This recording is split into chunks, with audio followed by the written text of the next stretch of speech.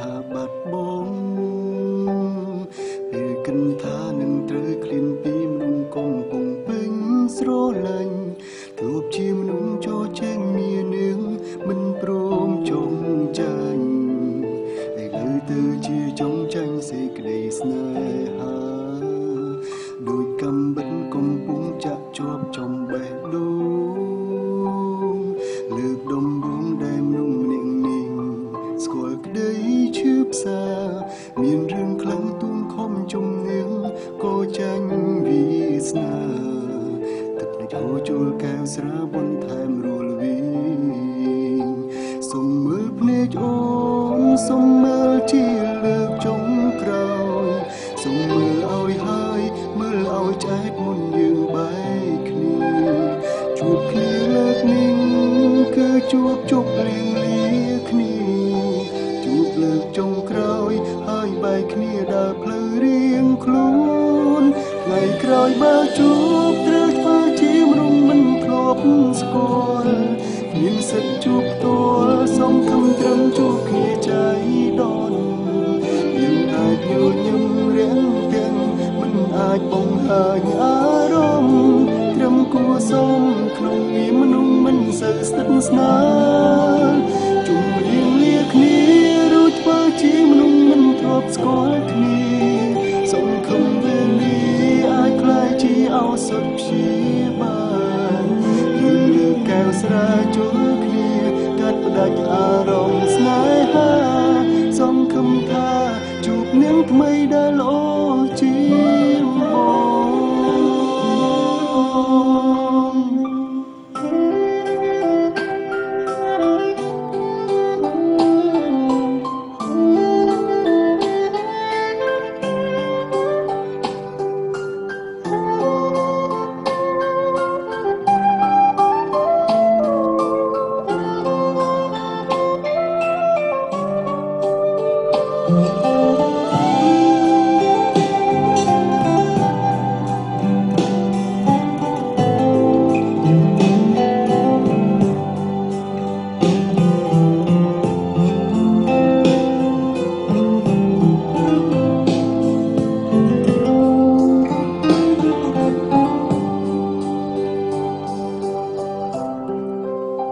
សុំមើលភ្នែកអូនសុំមើលជាលើកចុងក្រោយសុំមើលឲ្យហើយមើលឲ្យឆ្អែតមុនយើងបែកគ្នាជួបគ្នាលើកនេះគឺជា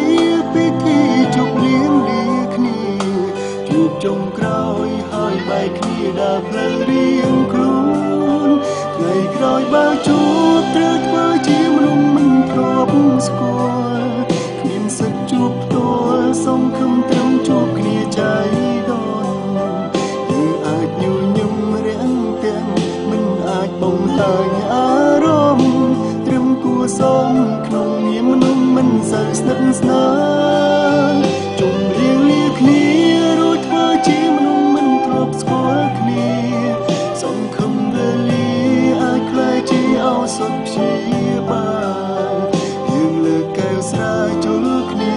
កាត់ផ្ដាច់អារម្មណ៍ស្នេហាសុំខំថាជួបនាងថ្មីដែលល្អជា